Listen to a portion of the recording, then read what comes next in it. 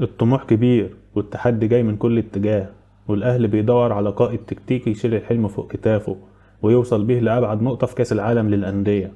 النهاردة هنحلل 3 مدربين احنا اللي بنرشحهم لإدارة الأهلي، كل واحد فيهم عنده مدرسة وفكر وتجربة. السؤال بقى هو مين فيهم الأنسب لقيادة الأهلي؟ أول مدرب معانا هو بريان بيريسك، مدرب دنماركي عنده 47 سنة، تمت إقالته يوم 10 فبراير 2025. آخر فريق دربه فينورد الهولندي، وقبله سبارتا براغ التشيكي وميتلاند الدنماركي.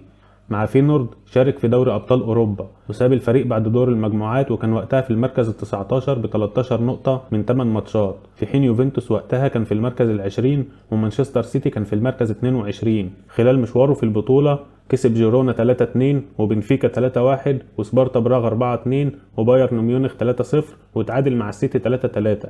يعني نتائجه كويسة ضد الفرق الكبيرة. مع ميتلاند كسب الدوري مرة، ومع سبارتا براغ كسب الدوري مرتين والكاس مرة، ومع فينورد كسب السوبر الهولندي مرة. الخطة المفضلة عنده هي 4-3-3 أو 4-2-3-1، وبيغير فيهم على حسب المنافس وأسلوب لعبه. يعني في ماتشات يلعب ب2 خط وسط بمواصفات هجومية وواحد بس دفاعي، وماتشات تانية يعكس ويأمن ب2 خط وسط بقدرات دفاعية وواحد بس بمهام هجومية. لكن في المجمل أهم خط عنده هو خط الوسط، ودي ميزة مهمة جدا عند أي مدرب. أغلب ماتشاته بيكون هو المستحوذ الأكبر على الكورة، لكن قدام فريق زي البايرن مثلا قدر يفوز 3-0 واستحواذ البايرن 80% على الكورة، وده يدل إنه مش مؤيد نفسه بأسلوب لعب معين، لكن بيدرس الخصم كويس وبيلعب على نقط ضعفه كويس جدا. كمان ضد السيتي كان استحواذ السيتي 64%، وقدر يتعادل ب3 أهداف بعد ما كان خسران 3-0 لحد الدقيقة 74، ودي برضه ميزة تانية. بريان كان مدرب في 260 ماتش، كسب 152، اتعادل 47 وخسر 61. كمان معدله التهديفي كويس، فرقه سجلت 507 هدف، بس الرقم السلبي انه استقبل 325 هدف.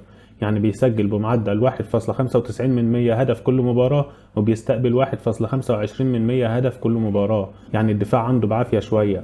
معدل النقط في كل مباراة أو بوينتس بير ماتش 1.93، وده رقم ممتاز. كفاية تعرف إن يورجن كلوب معدله 1.88، ومايكل أرتيتا معدله 1.96، وبيب جوارديولا 2.33. لكنه يظل مدرب كبير، درب فرق كبيرة واحتك بفرق كبيرة بل وفاز عليها كمان.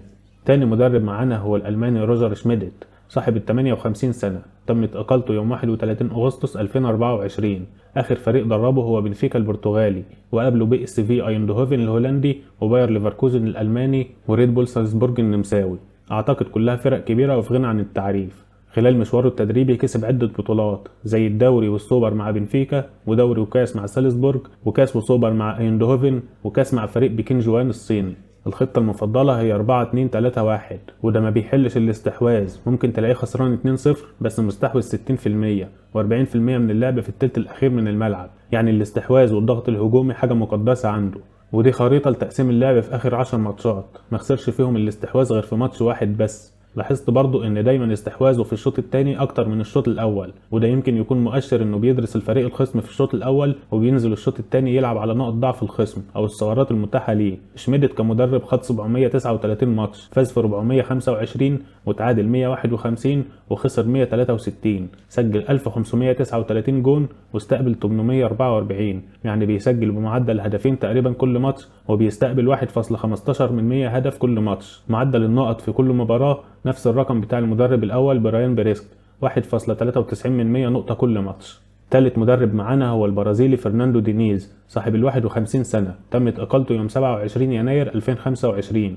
هفكرك بيه، ده المدرب اللي فاز على الأهلي في كأس العالم للأندية 2023 مع فلومينينزي البرازيلي 2-0، واللي الجميع أشاد بيه بعد كأس العالم لأنه حتى ضد السيتي في النهائي كان بيلعب كورته الهجومية وبيلاعب السيتي راس براس رغم الخسارة 4-0، واللي أكيد من أسبابها الرئيسية هي الفروقات الفنية وكمان معدل الأعمار. بالنسبة لفريق فلومينينزي كان معدل الأعمار 31.8 في البطولة، وده مرتفع جدا، ما كانش فيه غير 4 لعيبة بس تحت ال30 سنة ضمن الأساسيين، في مواجهة فريق أغلبه شباب طبعا زي ألفاريز وفودين وريكو لويز. آخر فريق دربه هو كروزيرو البرازيلي، وقابله فلومينينزي وفاسكو دي جاما وسانتوس وساو باولو. فاز مع فلومينينزي بالكوبا ليبرتادوريس 2023 والسود أمريكانا 2024 2024 للسوبر القاري بالنسبة لأمريكا الجنوبية، وفاز كمان ببطولة كاريوكا ودي بطولة خاصة بولاية ريو دي جانيرو. اسلوب لعبه مشابه للاتنين مدربين اللي اتكلمنا عنهم النهاردة، وهو الاستحواذ بشكل فج والضغط على الخصم من الخطوط الأمامية. الخطة المفضلة عنده هي 4-2-3-1، وأحيانا بيلجأ لخطط زي 4-3-3 أو 4-1-3-2 أو 4-3-2-1 على حسب الخصم، وده بيعرفنا إنه مدرب مرن مش ثابت على رتم واحد، لا هو بيفضل التغيير حسب ظروف كل ماتش. فرناندو في مسيرته التدريبية خد 488 ماتش، فاز في 202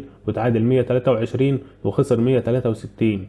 فرقه سجلت 710 هدف واستقبلت 596 هدف، يعني معدل التسجيل 1.45% هدف في المباراة، ومعدل الاستقبال 1.22% هدف في المباراة تقريبا، ومعدل النقط في المباراة 1.49%، وده أقل من المدربين اللي اتكلمنا عنهم، لكنه يزال رقم مقبول ومدرب بإمكانيات كويسة وخبرات ممتازة مع فرق كبيرة في دوري كبير زي الدوري البرازيلي وقارة أمريكا الجنوبية. فنيا وهجوميا هو مدرب ممتع، بس دفاعيا هو أحيانا التوازن بيغيب عنه خاصة في المباريات الكبيرة. كل مدرب فيهم عنده حاجة بتميزه، لكن في النهاية القرار لازم يكون مبني على واقع الأهلي واحتياجاته وطموحاته في البطولة.